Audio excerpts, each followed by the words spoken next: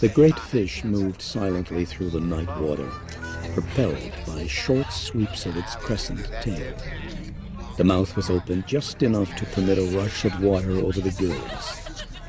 There was little other motion, an occasional correction of the apparently aimless course by the slight raising or lowering of a pectoral fin, as a bird changes direction by dipping one wing and lifting the other.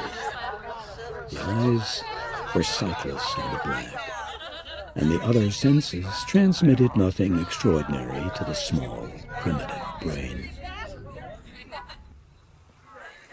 The land seemed almost as dark as the water, for there was no moon. All that separated sea from shore was a long, straight stretch of beach, so white that it shone.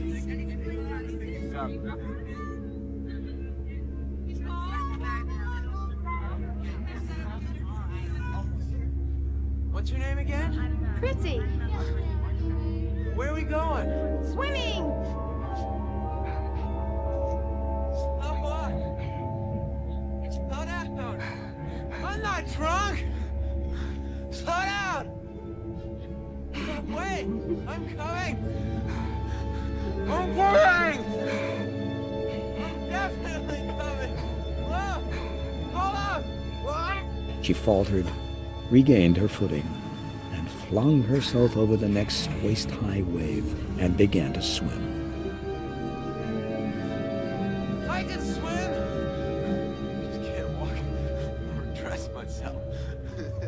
The water was colder than the night air, for it was only mid-June.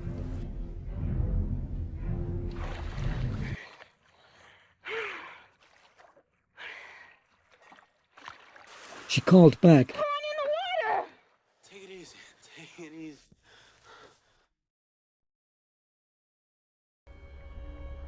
100 yards offshore. The fish sensed a change in the sea's rhythm.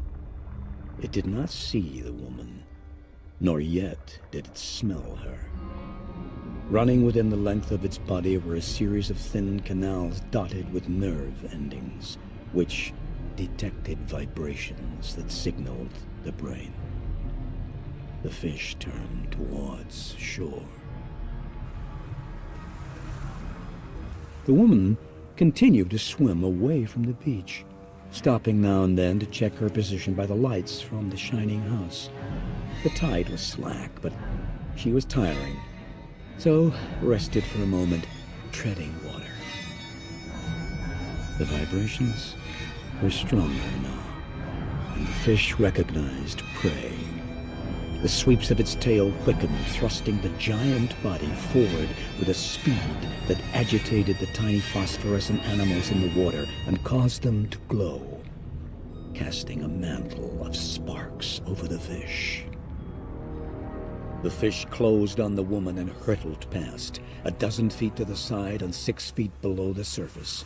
The woman felt only a wave of pressure that seemed to lift her up in the water and ease her down again. She stopped swimming and held her breath. The fish smelled her now, and the vibrations, erratic and sharp, signaled distress.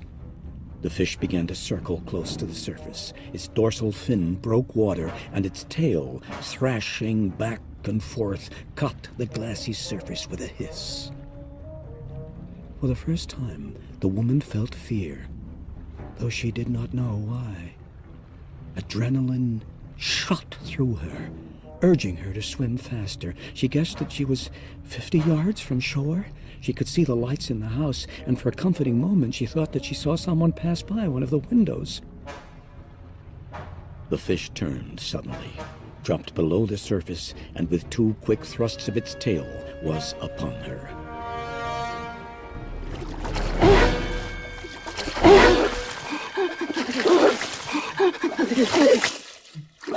First, the woman thought she had snagged her leg on a rock or a piece of floating wood.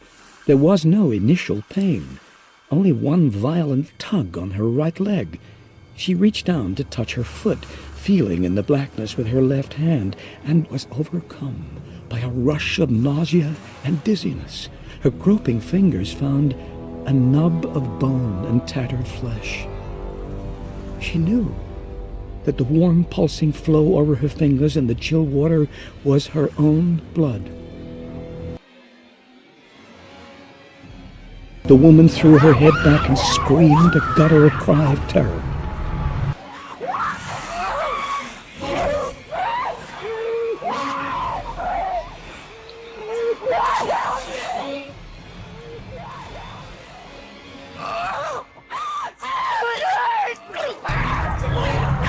Now the fish turned again, homing on the stream of blood flushing from the woman's femoral artery. This time it attacked from below, hurtling up under the woman, jaws agape. The great conical head struck her like a locomotive.